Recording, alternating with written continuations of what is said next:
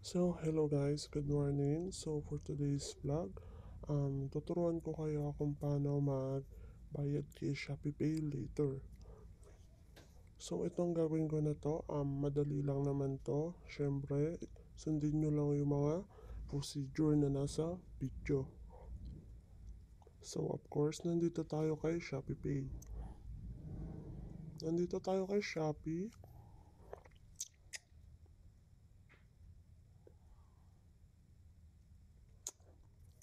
Ayan, syempre, punta lang kayo dito sa Ayan, sa ibaba, meron naman tayong Mio yung katabi ng notification. Click nyo lang yon and then makikita nyo itong may wallet. Ayan, Shopee Pay Later.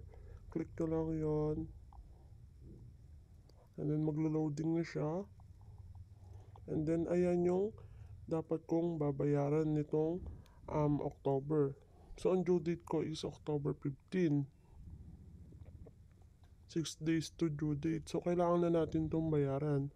So may nakalagay naman pay bill. Click nyo lang yan. And then click nyo lang yung pay now.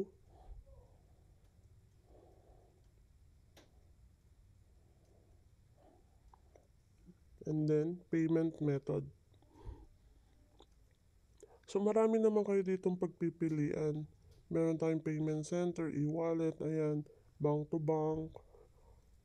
Ayan, yan yung bank to bank natin. Meron din naman tayo online banking. Ayan. Kaso yung mga ito, may mga charge to.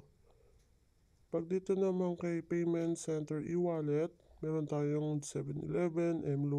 GCash, SM Bills Payments, Buwana, at marami pang iba. So yung meron naman dito mga description kung alin yung may mga charge. So itong SM Bills Payment na to, wala naman itong charge kaya ito na rin pipiliin ko. And since pupunta din naman ako sa mall. So ayan, lagay nyo lang yung email nyo, tapos total amount, tapos pay nyo lang.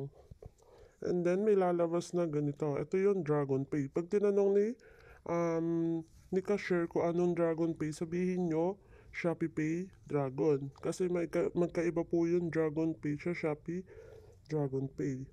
Yan. And then kapag magbabayad kayo, ito yung isusulat nyo yung reference account number, yung FBU, yung mga capital letter. Tapos, enter nyo lang yung amount which is 572.23. So, yung status niya is pending. Hindi pa siya nababayaran. And then, hanggang ano pa naman to, October 11. Yung deadline. Meron tong 2 araw palugid. So, ito na nga, nandito na ako sa bayad center. So, ayan, sa biller company, susulat nyo lang Shopee Pay Dragon. Tapos, yung reference account number, yung mga capital letter. Tapos, yung account nga pala, kung ano yung pangalan ng Shopee nyo sa... Ha? Ayun, kung ano pangalan ng Shopee nyo, yun yung ilalagay nyong account.